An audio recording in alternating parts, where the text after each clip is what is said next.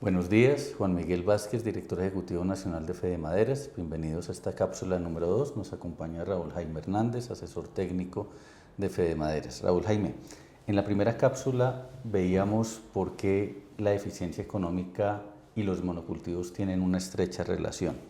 En esta segunda cápsula me gustaría hablar sobre los impactos positivos, pero con una pequeña introducción que que tú has escrito acá y que yo he querido traer para las personas que nos están escuchando, y es que en realidad cualquier actividad humana que se haga sobre territorio, sobre la ruralidad, tiene impactos.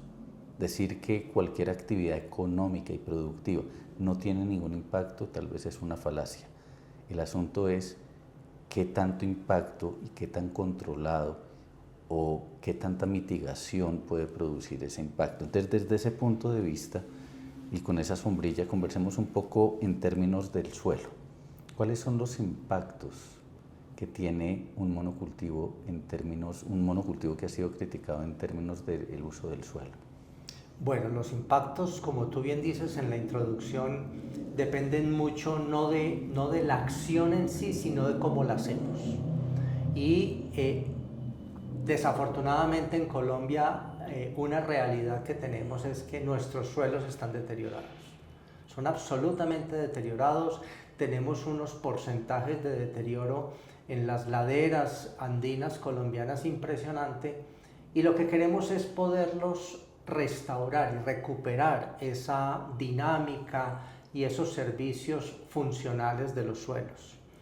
Los monocultivos como tal lo vemos nosotros como una oportunidad fundamental para hacer esa recuperación de esos suelos. Si uno se pusiera a echar un poquitico de historia, Juan Miguel, uno se daría cuenta la cantidad de esfuerzos fallidos que se han tenido para recuperar suelos degradados. Y lo que quisimos en el documento como uno de estos impactos positivos en la recuperación de suelos de los monocultivos, y específicamente hablando de una especie o de unas especies tan particulares como los pinos, es que tienen una capacidad de adaptación a suelos degradados que muy poquitas especies tienen. Entonces, si uno utiliza estos monocultivos con pinos como la avanzada para recuperar suelos degradados, empiezas a generar en los suelos unas condiciones productivas mientras vas generando la recuperación de las condiciones y las características físico-químicas del suelo que van a permitir a futuro poder tener unos suelos nuevamente habilitados para actividades agropecuarias y o para la recuperación de bosques naturales, si es lo que quisiéramos. Es decir, como el huevo y la gallina, acá lo que estamos diciendo es, y porque encontramos muchas críticas, es que el pino dañó el suelo.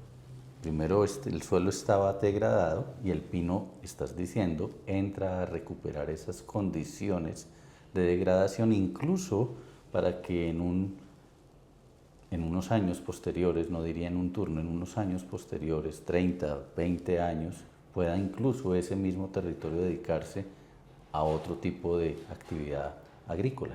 Absolutamente. Yo creo que una de las grandes injusticias a nivel de críticas que se ha dado para con los pinos es que se le atribuyen el deterioro de los suelos, cuando por el contrario lo que deberíamos reconocer es la bondad de ser la única especie que es capaz de desarrollarse en un suelo previamente degradado. Y también a esa especie se le atribuye como un factor negativo, no como un impacto positivo, el que consume mucha agua. ¿Eso es cierto? ¿El impacto hídrico cuál es? A ver, las especies forestales, debido a su tamaño y debido a la necesidad de crear unas grandes estructuras vegetales, requieren de agua. Esa es una verdad que no se puede negar. Si uno ha de querer calificar si consumen más o menos, lo que estamos es haciendo un ejercicio comparativo. Y en esas comparaciones encontramos que, por ejemplo, hay muchos cultivos agrícolas que consumen muchísima más agua que los pinos o que los eucaliptos. Entonces, sin desconocer que requieren agua, no son los que más agua consumen, ni los que más agua necesitan.